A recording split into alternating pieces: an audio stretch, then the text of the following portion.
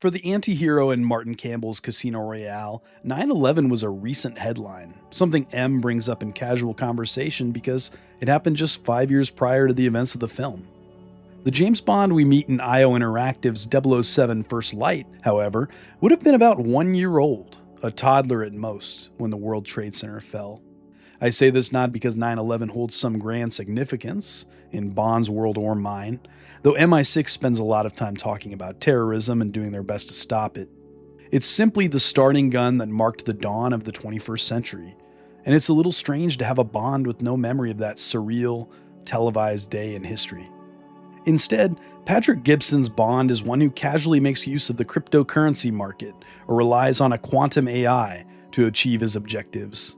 The game even acknowledges the reign of King Charles III with the occasional reference to His Majesty. I'll be blunt, I'm no fan of AI or crypto, and it didn't thrill me to see those being treated early on in the game as whiz-bang, age-defining tech.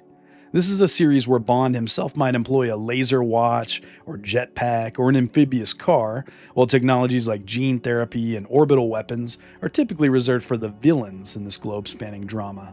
Still, it's fiction, and I can look past these kinds of things in a story all about rooting for the imperialist government and its shadow army. I can enjoy a Michael Mann film without considering a career as a jewel thief.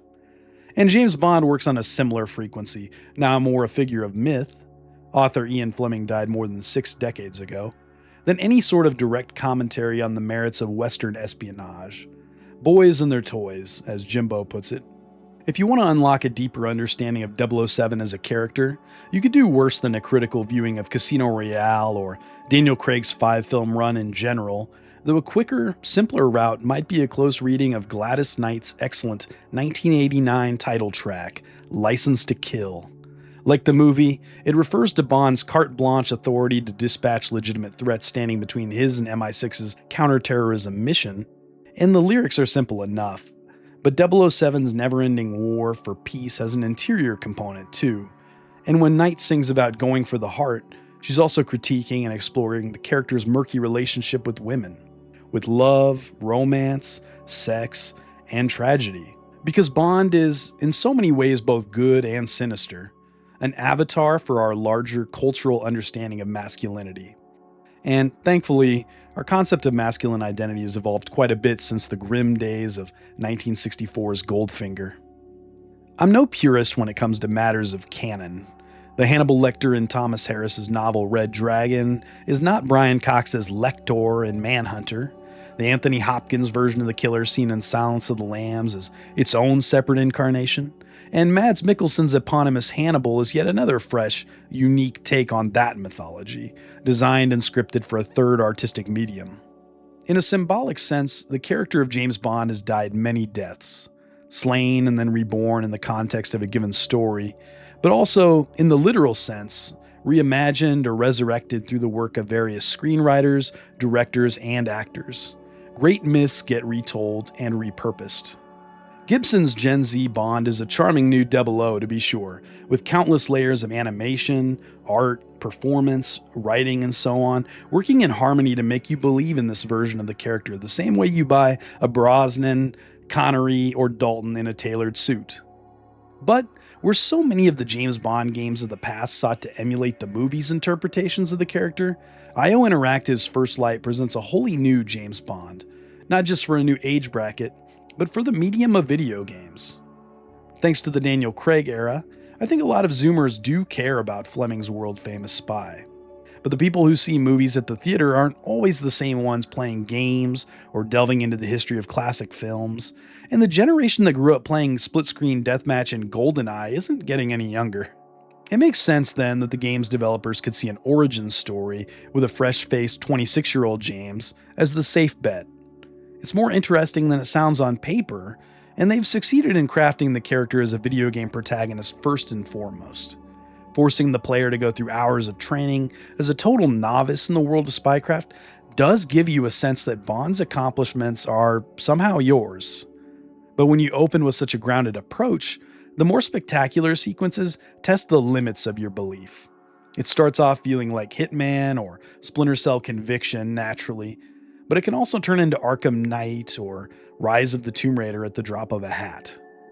The early training montages are charming and fun, but do we need long stretches of Bond as a greenhorn in gym shorts before we get to the narrative meat? I'm torn. For better and for worse, this stuff is the story. Getting recruited by M for one dumb, heroic stunt you pulled as a Royal Navy aircrewman, navigating bitter rivalries and a teacher who doesn't particularly like you, befriending your eventual roommates, the mythically named Cressida and the guy she fancies, Monroe, a possible nod to Matt Monroe, who sang the theme for 1963's From Russia with Love. From beginning to end, there's a joyfulness and a boyish innocence to IOI's new iteration of the character, which surprised me. And perhaps it'll be just the shot of adrenaline and relevance this franchise needs, some 14 years on from Activision having its 00 license revoked. It's pretty refreshing and encouraging to see this new James act flirty with women, in a way that celebrates the character's sexuality rather than shying away from his messy history, but only in mutually consensual, more or less appropriate ways. Following a big bloody shootout late in the game, Bond asks a much older man whether it was as good for you as it was for him, and Moneypenny, Kira Lester, gives them both shit for it. "We're bonding," insists Greenway, Lenny James, who's charged with training the new lineup of British secret agents. As ever, this young Bond is said to have a certain natural magnetism with everyone he meets, and even M, the boss's boss, is not immune to it. The new M is portrayed by actress Priyanka Buford, who appeared briefly in No Time to Die, and she does an outstanding job here. Gibson's Bond is earnest, he breaks rules and makes stupid decisions, and the story generally rewards him for these choices anyway because his heart is in the right place. But not always. When things inevitably go south and it's time to put that 00 license to use, First Light risks feeling like every other AAA blockbuster, from Batman Arkham, Red Dead, and Resident Evil 4 to Quantum Break or whichever Naughty Dog title you last played. Fortunately, its immersive sim interactivity and stealth movement are still available to you when all-out war begins, so things never become dull or repetitive for my tastes. The game packs an unbelievable amount of variety into its level design, and the controls are just unconventional enough to keep you from coasting on muscle memory. You're not flying on autopilot, you're James Bond. You can hack into your surroundings, try to bluff and manipulate your way out of confrontations, fire non-lethal shots or explosives from your Q watch, slow time around you as you assess the field and choose your shots. You can engage your opponents in old-school, rhythmic fisticuffs or toss a champagne bottle or brick at someone's head when things get especially hairy. One of the game's very best tricks comes when Bond runs out of bullets. You can throw your spent weapon at an enemy's face, charge into them, perform a takedown maneuver, and suddenly you've got that guy's weapon in your hand, no reloading necessary.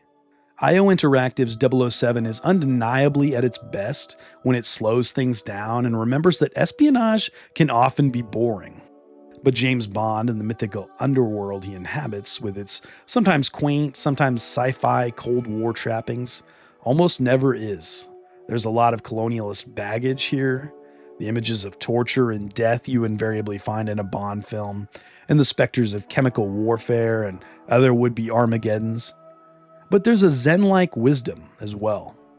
If we have to live in this harsh reality, why not enjoy an ice-cold cocktail in the sun?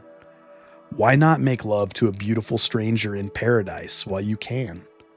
Who says a man can't appreciate the gleaming, obscene form of an Aston Martin supercar or the growl of its overpriced engine?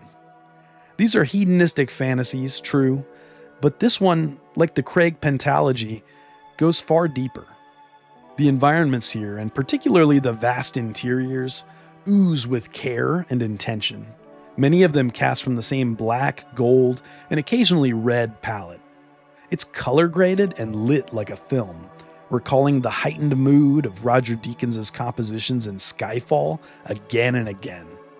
Few video games of this scale would attempt anything like this, but with the right talent, Remedy's Control, or budget, Red Dead Redemption 2, it's within the realm of possibility.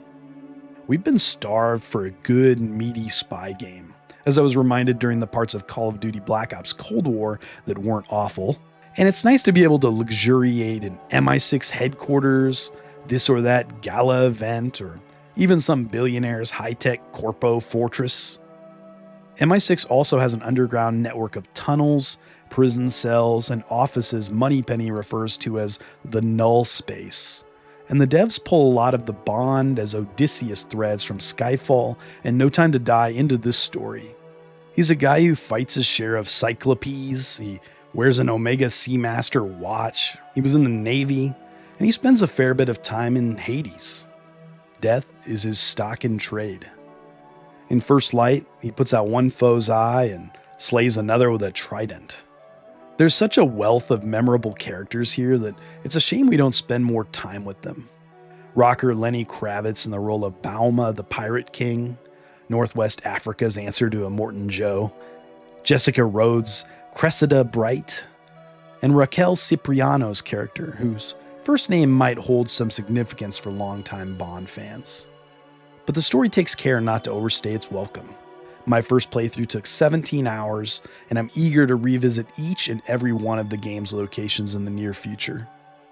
By the time the credits rolled, my earlier irritations about AI showing up in the story mostly faded, and I was left grinning, satisfied, and pondering a handful of questions about where things might go in the planned sequels. The game assures us that 007 will return. But one thought I kept having as I found my way through IOI's First Light was, Bond is back. The days of GoldenEye on the 64, Nightfire, and Bondified Call of Duty clones on the Xbox 360 are as distant as the Cold War itself. This is the finest licensed game I've played in years, surpassing Jedi Survivor and Miles Morales just enough to establish a league of its own.